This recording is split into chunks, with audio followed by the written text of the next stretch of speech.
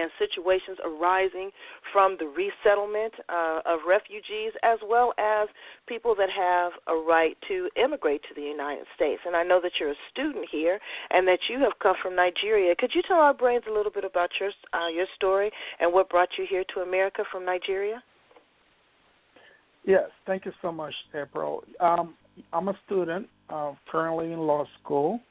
I did immigrate here from Nigeria, as you rightly said, but I did come under a family petition. So my parents applied for me to come here, and that was a way I could arrive, which is one of the several ways you can come to the States.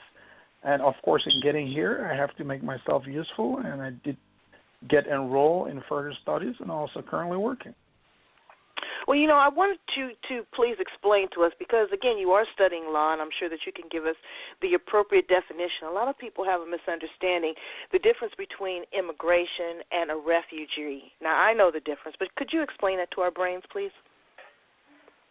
Yes. So immigration is simply a process where one leaves one's country to another, using various means to get there. Some people under the refugee category had to literally flee from their home country to a neighboring country and then apply to the U.S. State Department to try to get paperwork or travel documents to come to the U.S. Most Americans do know about the family-based immigration or the employment-based immigration. And this is very far and in between, because you'll need to have a family member here living in the States to get you a family petition or have, some skill set that needs to be employed. But the majority of the people who are coming here to seek refuge and to seek help are mostly from war-torn countries or places where there's extreme violence. There's a lot to be said in the resettlement process, and I'm sure that it is a difficult transition. When you came to the United States, what type of things, did you have to go through a vetting process or get a visa? Can you explain a little bit about that? Yes, the U.S. State Department overseas, which is known as the U.S. Embassy, does a vigorous vetting process for everyone applying. You'll do background checks, you'll do fingerprints, you'll do medical.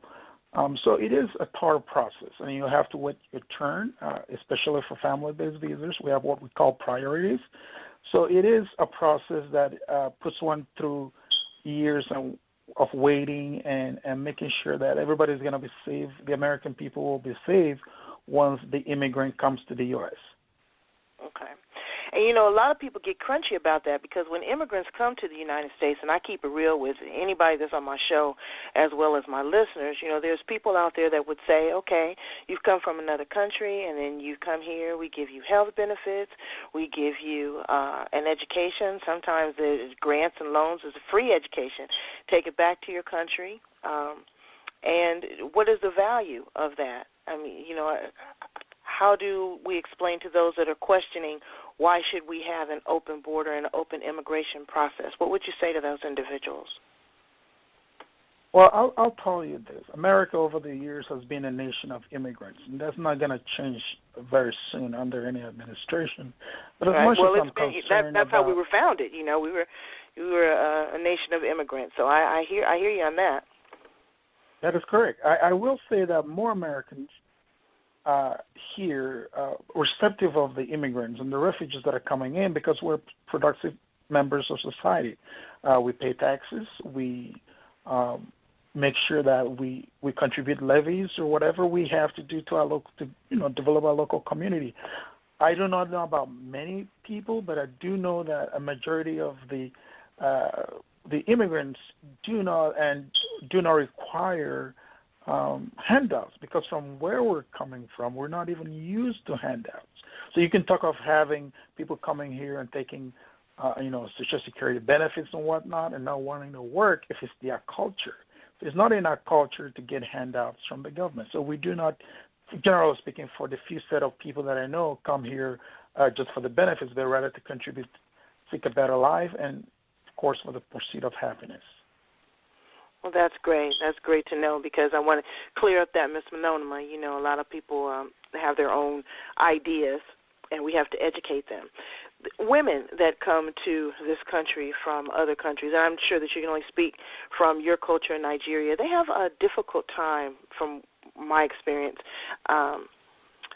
assimilating to the United States. Men more so because they are the hunters and the gatherers. They're going out, they're finding work, they're seeking shelter for their families. But the women have to learn to send their children to school, and they have to learn, different ways of, going to the grocery store.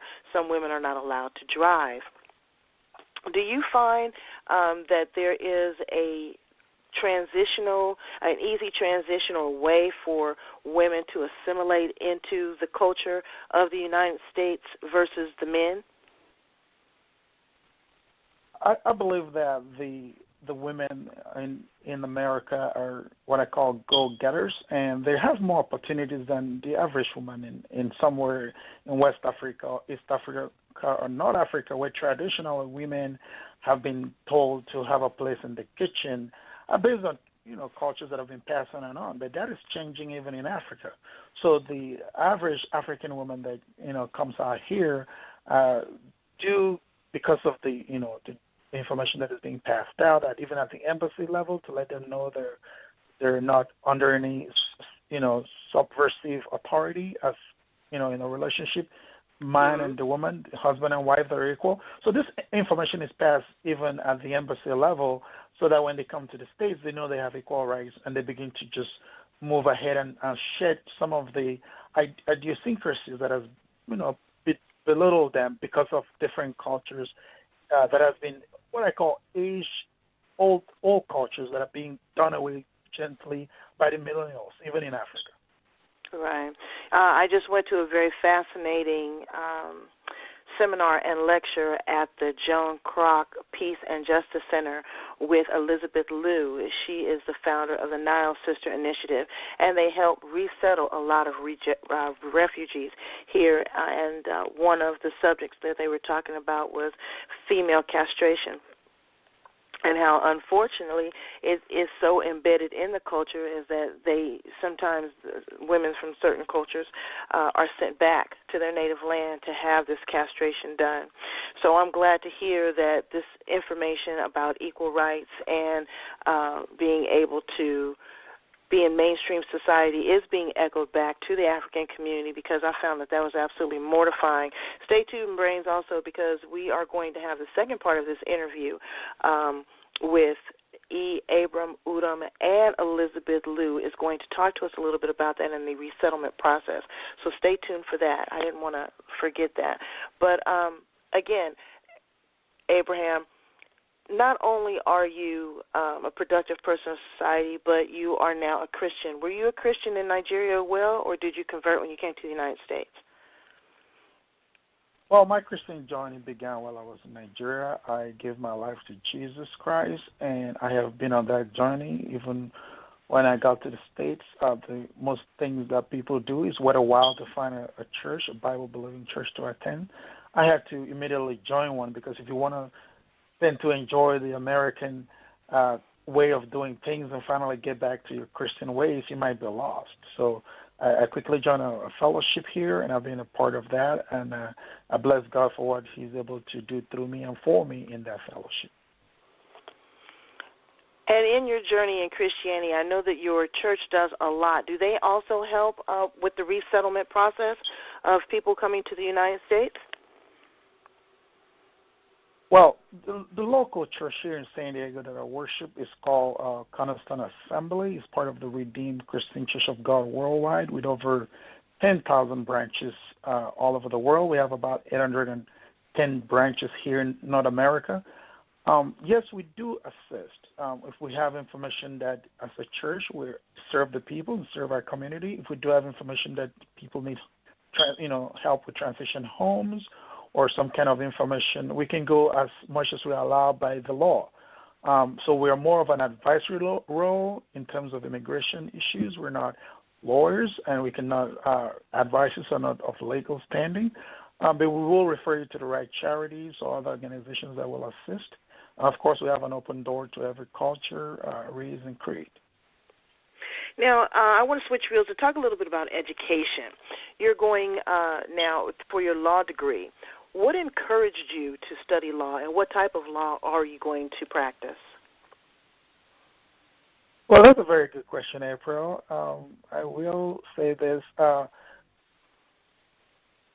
Someone said, if good people do nothing, then the evil people take over.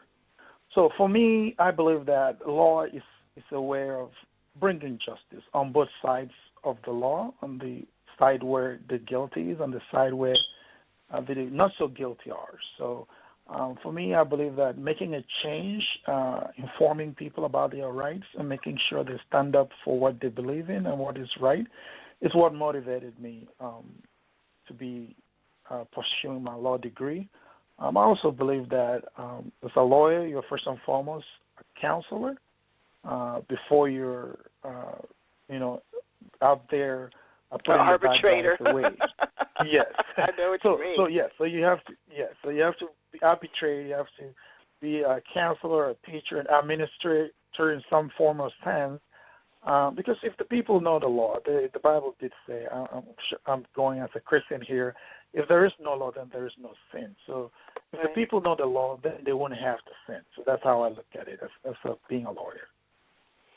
Now, talking a little bit about justice and the law, you would be practicing here in the United States, but what sort of, I don't know how to phrase this, I want to ask you a question about law and justice. I know that you'll be working with people here and hopefully in the United States with civil rights. Can you shed a little light on a situation that occurred in Nigeria with the young girls that were abducted and what that whole background story is about? I think that would be very relevant to talk about that because we're also going to have Elizabeth Liu on there, and so maybe you can shed a little bit of light because I'm not real clear on it, and I want your perspective. Well, April, what happened over with the Chibok girls? About 200 more girls that were abducted by a terrorist group called Boko Haram. It's very despicable and very, very disheartening. At the moment, some of those girls have been able to go home or be recovered, less than maybe 20% at this time. However, I literally lived not too far from where some of these happenings did occur, and I did remember visiting that community, one of the strongholds of Boko Haram, just before I came to the States. And it is sad. It's marginalization, oppression, and some of these things that led to this group coming there and teaching evil ideology. So I believe the government in Africa has a lot to do, and also all of us have a lot to do in making sure that our kids do not get involved by listening to evil ideologies in the name of religion, in the name of philosophy, in the name of whatever. So it's very sad. But right now, the good news is the government of Nigeria is working really hard in cooperation with other nations, U.S. involved, included, to bring back girls, to bring back home those teenagers back to their parents. And this is an ongoing effort that I cannot discuss so much about at this time. Right. Well, I mean, that's good to hear that there is still a heightened sense of awareness there. People are conscious of it and that they're moving on that. I want to talk to you about your nonprofit work. I know that you did a lot of work with not-for-profit organizations there in Nigeria as well as here in the United States. Can you first start with sharing with us a little bit about the work that you did in Nigeria for your nonprofits and then catapult to what you're doing here with FSM? Thank you so much, April. So in Nigeria, I was involved in a nonprofit called the Vision Child Youth of Africa, and this is a nonprofit saddled with the dual responsibility of youth empowerment and advocacy for people living with HIV and AIDS. So this involved us going to marketplaces, being the street markets, going to schools, reaching out to the at-risk youths and out-of-school youths, talking to them about sexual health, reproductive health, and telling them how to better take care of themselves. And on the other hand, we'll reach out to teach computer skills, teach some basic skills that they can use to be more productive and to earn income. So now, fast forward my coming to the U.S. IFASM, which is an organization, a nonprofit here, a 501c company organization that I'm working with, has a vision of attaining global health equity by developing health-based technologies and by fostering partnerships in science, engineering, medicine, and beyond. So IFASM is concerned about advocacy, which is also similar to what I was doing, and then conducting health promotion and educational activities locally and internationally. And then from there, we encourage product development, partnerships, and then going into sustainable and globally appropriate technologies that benefit the developing world. So you can see it's just a thin line between what I was doing in Nigeria with the nonprofit I was working with there, which we have partners with the European Voluntary Services. We have partnership with the EU, and we have volunteers even overseas come to Nigeria to work with us for a while, and also what I'm doing here with IFASM. Well, that's great. A lot of my brains don't know, but I sit on the board also with Abraham on FSM, and it is a phenomenal organization. We are at the cutting edge of what we want to do, what we want to provide globally, and how we want to assist the world. Abraham, for those that are feeling down and are feeling threatened right now, there has been a lot of sweeps of refugees as well as immigrants and even people with the legal green card status here. Can you provide some words of encouragement from your perspective as they can go ahead and forge ahead and not be nervous and not be paranoid? Do you have any words of wisdom and encouragement for those people? What I'll say at this time is that if you're here and you do not have your paperwork, then you need to go and make sure you find the right process. Talk to an immigration attorney. There might be something out there available for you, but do not subscribe to rumors and do not subscribe to fear-mongering. And also, you must be a law-abiding citizen. Do not do anything illegal. Do not take the laws into your hand, or do not be aggressive in any form or format towards any law enforcement officer that might come knocking at your door. There are a lot of charities out there that you can always reach out to, and they will help you. And also, as a Christian, you'll never